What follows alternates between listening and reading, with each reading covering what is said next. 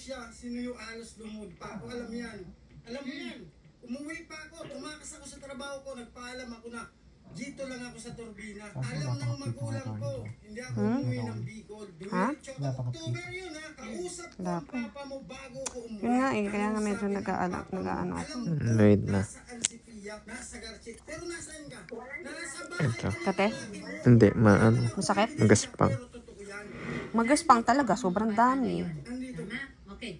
Ikaw rin naman, Pia, ay nandito lang sa Maynila. Tama? Okay. Ipa-facilitate natin siya rin na magtagpo sila at mag-usap sila ng masinsinan harap-harapan.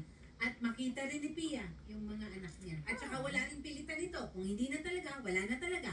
Pero tandaan mo lang ha, Pia, krimen. Ang haharapin mo, isang kung kakasuhan ka. Pero ang ayusin mo na natin ay kung anong ikabubuti ng mga bata. Okay? At saka Pia, Diyos ko naman, nag-anak ka pa ng iba. Wala na sana sa akin yung mga problema eh. Kasi kinurkup ko na lahat eh. Ha? Pati itong bago, i-care-off mo rin sa'yo? Kinurkup ko na yan, ma'am. Attorney.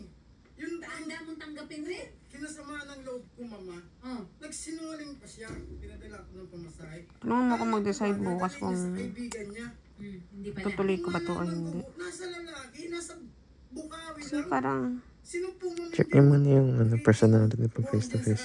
ang hirap ng ano. Mahirap i-judge yan sa phone call. Ay, magkita kayo, sir. Para pag-usapan niyo po itong bagay po na ito. Limited na yung time. yung mga anak ko. Limited na yung time talaga. Kasi As in. mahirap hawakan sa ganyan eh. Yung kami munang mag-uusap bago. Kayo muna, bago natin iharap yung mga bata. Pwede na naman yan siya. Sige po, sir.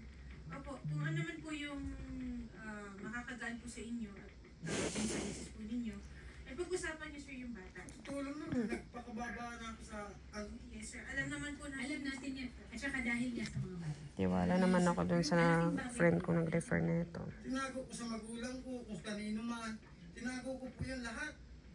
Pinagtanggol mo na siya sa ibang tao. Nagtanong, di ba? Inayos ko na po siya, ma'am, na walang kalam-kalam, ano. Tapos, Tinanggap nyo, nilunok nyo na pride nyo. O, Pia, leksyon ito, Pia, ha?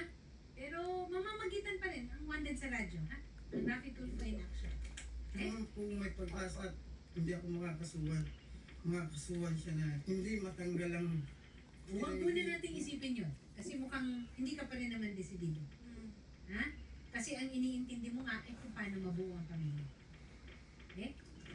Ma'am Pia, Huwag mo ibababa ang telepono. opo, isa-schedule po natin, ma'am, ha? Yung mga pagkikita. So feeling ko na basa niya na yung ano eh. Sana po nag-sync in na sa inyo. Kaya biglang naging interesado eh. Sir Ernel, para po sa inyo, ma'am. At yung responsibilidad mo bilang isang ina. Huwag na muna tayo Kasi ako nga kaya kong i-defend eh. Para lang mabigyan natin ng buhay yung maayos na pag-uusap ninyo. Okay? Salamat, Sir Ernel, ha? Nakausapin po namin kayo doon, sir. Asistihan po namin kayo. Okay? Para makita si Ma'am Pia. Salamat po. Magandang hapon po.